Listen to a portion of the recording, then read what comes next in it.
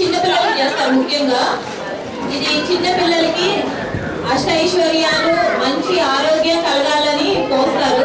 భారతదేశం వ్యవసాయ ఆధారిత దేశం. సో ఈ జనవరి నెల వచ్చి పంట ఇంటికి వచ్చే నెల.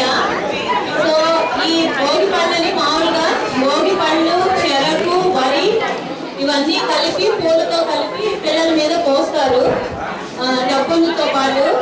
సో ఇది ముఖ్యంగా ఎందుకంటే ఆరోగ్యం, ఐశ్వర్యం, తర్వాత